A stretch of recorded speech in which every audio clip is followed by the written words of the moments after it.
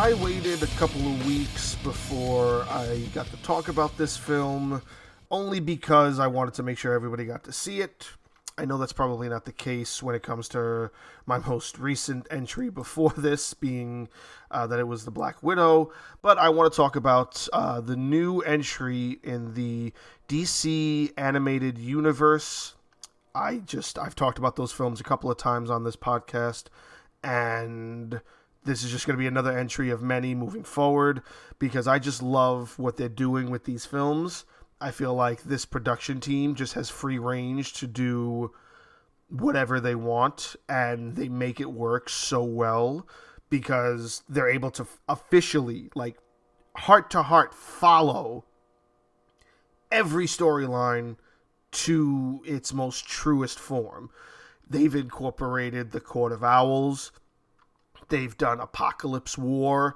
They've done the death of Superman. They've just done so many fantastic storylines, and it's probably the better version of the DC universe when it comes to what we have as far as DC films are concerned. So the film we're going to talk about today is The Batman: The Long Halloween Part 1. Now, this was released last month around the end of June. I want to say like June 20th or something. And we have part 2 coming out at the end of this month, which is great because I'm really looking forward to it because of its cliffhanger ending. And of course, it has a cliffhanger ending because it says part 1. Flat off the back, it says part 1. You would have thought that they would have maybe saved that, but that's not what they do. They did the same thing with The Dark Knight Returns, which were both fantastic films as well. Also part of the DC animated universe. You should check those out if you haven't. So this film was part of the revamping of the official universe. So they had about, I want to say 20 films that came out before this over the course of the last couple of years that were all connected. And they redid this universe with a Flashpoint event at the ending of Justice League Dark Apocalypse War. So this is the first official Batman film that's part of the official storyline that connects everything, that all the films are meant to connect. They had another Batman film come out at the beginning of the year. It's a bit of a dud. I didn't really like it, and that's easy for me to say because there aren't many of these animated films I don't like. And Batman, Son of the Dragon, or Soul of the Dragon, whatever it was called, at the beginning of this year that came out, was one of those. That was a pretty bad film. I didn't really appreciate that film because of the quality of every film that they've made so far. It's like that was really a dud. And this isn't a dud. This is a great film that recreates, say, the Batman universe. It established a bunch of characters right off the bat. It's kind of taking a small playbook out of, say, Year One Batman, which is basically what it's like when Commissioner Gordon is just kind of getting the reins of being the head of the department. Then you have Batman, who's kind of learning how to be a detective, and all he really knows is, oh yeah, I'm big, I'm bad, and I can beat the crap out of a bunch of guys. So it's seeing them learn little by little, but also have established characters such as Catwoman and Joker and Calendar Man and what's this guy who's in the sewer?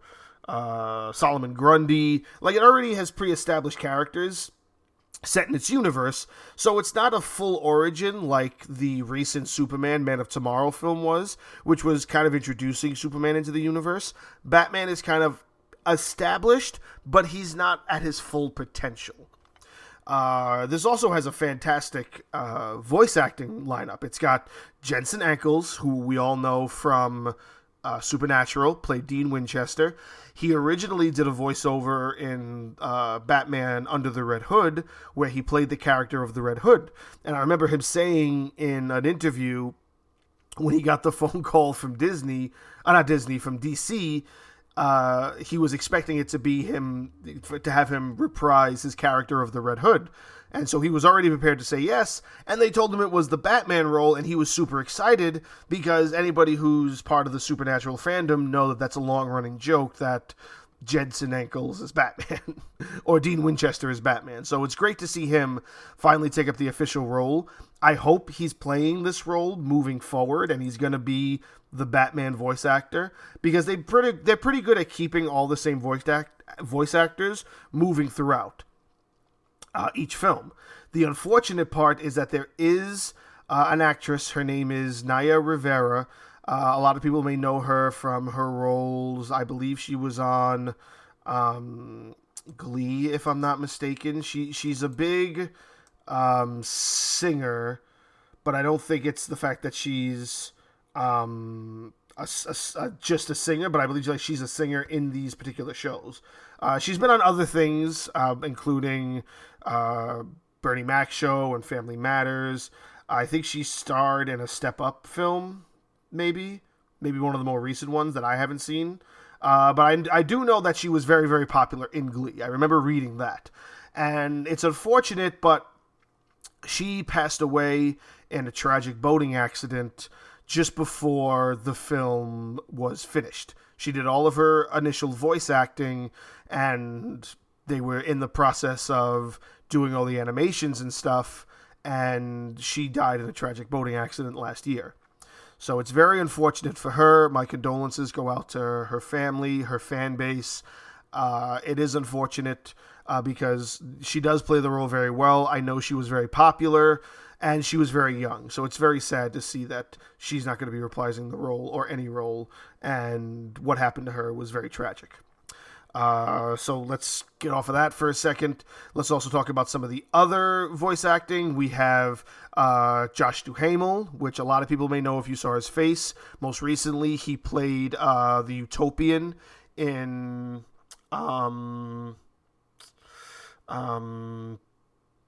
Jupiter's Legacy? Jupiter's something. The superhero show that was on Netflix that got canceled. He was in that show. You probably recognize him from a bunch of other movies and whatnot. He does. He plays Harvey Dent in this film.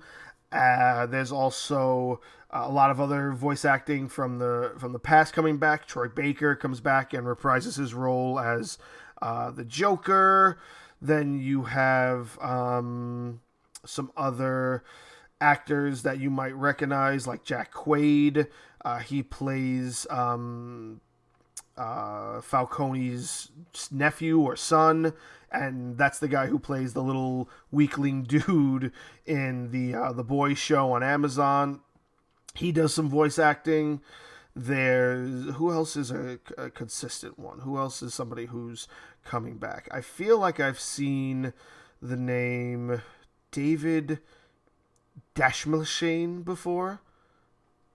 The voice of the Calendar Man. Titus Welliver, you might know him because he was in that show on Amazon, Bosch. That actor, you probably recognize him if you're thinking about that. Billy Burke's coming back. Billy Burke has done a lot of voice acting. So there's a really good cast of voice acting in this film. And the storyline is basically, like I said, it takes a little bit away from the idea of Year One Batman, where essentially they're kind of coming up. But there's also a bunch of murders happening on holidays. So it goes through, it starts on Halloween, that's why it's called The Long Halloween, and I'm sure it'll probably end on the Halloween that happens a year later. So it goes through Halloween, Thanksgiving, Christmas, New Year's, and then it ends. So the next one coming up will probably take place on, like, say, Valentine's Day, St. Patrick's Day, 4th of July, and then it'll go right back to Halloween. That's what I'm assuming that part 2 is going to take place on.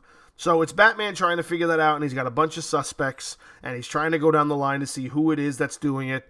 And, of course, the Joker gets involved, but it's not the Joker, and the Joker wants to kill whoever it is that's doing these killings because he's taking the shine off of the Joker by doing these killings. That's taking the Batman's attention. So that's a pretty funny storyline. Harvey Dent isn't Two-Face yet. They do tease it a little bit, so I'm thinking the second part will probably get a full Two-Face involvement, but Harvey Dent is essentially still just Harvey Dent, DA, District Attorney of Gotham. So the cliffhanger ending is that after Batman goes through everybody and he assumes he finds the killer, who he finds to be the killer isn't the killer, and then it ends with that, to be continued. So it's nice that it's showing more of the detective angle of Batman, while still recreating Batman for the new universe, because I feel like even the previous films that they did was a lot more about the action and the storyline than really about the development of Batman in and of itself. Like, those stories basically kind of just were like, okay, here's Batman. And now I think they've learned, okay, they know we do this well. These films are popular. We make 3 or 4 of them a year. I think we can take a step back and actually pre-establish certain characters now. So, like, the Justice Society film that came out not too long ago. I want to say back in March, because Batman Soul of the Dragon was, I think, January. A couple of months later was Justice Society. Then there's meant to be this one. Then there's meant to be the second part of The Long Halloween. So Justice Society kind of established the Flash. Then you have Superman, Man of Tomorrow is reestablishing Superman. So these films are going to reestablish Batman, and they're starting from scratch. They're not just giving us a film like they did with the last round that just introduced everybody and just here's all the characters. And that's essentially how that universe started. It started with Justice League War, where all these superheroes just kind of met each other. So this one is now going to lead into the new era, which is a recreation of the universe after the Flashpoint, and we're now getting more in depth with the characters, and we're getting not better quality, but I would say a little bit of a better design to what the animation is giving us. You got to remember, this is at least 40 films deep that they've been doing this. So every film besides the last 4 has been in one style of animation, basically looking like almost a cartoon kind of, Nickelodeon, Teenage Mutant Ninja Turtles kind of feel. And these new ones have a little bit more digital-esque to it. They kind of look a little bit more clean, almost on a kind of like, if you've ever watched the show Archer, kind of on that basis. And the path they're taking, for me, I feel is going to lead into something really, really good, because I really have very high, not even just expectations, I know that these films hit a certain quality that official live-action DC films don't ever go near. And that's just from experience. When I tell you out of 40-some-odd films, maybe I don't like 3, including one of the more recent versions of the reboot, that should be something that's indicated that it's something worthwhile. And I know I'm not the only one who says that. I know I'm not the only one, because they've made 40 films. You know what I mean? Like, you can't... If they flopped, they wouldn't be making them. Like, the Ryan Reynolds Green Lantern film is a flop. That's why you didn't get another one. We're 40 films deep into this, and they redid the universe. So if you haven't felt that it's worth it now, and you don't want to go back and watch all those films, don't. Watch Batman, Man of Tomorrow, watch Justice Society, watch this Batman film. These are going to be the 3 that if you want to kickstart into the new version of this universe, you watch these and you get ready for what's coming, because it's going to be worth it. I'm telling you, it's going to be worth it. Mark my words, this new universe they're setting up is going to be even better than the last one. And it has a lot to live up to if you follow those along.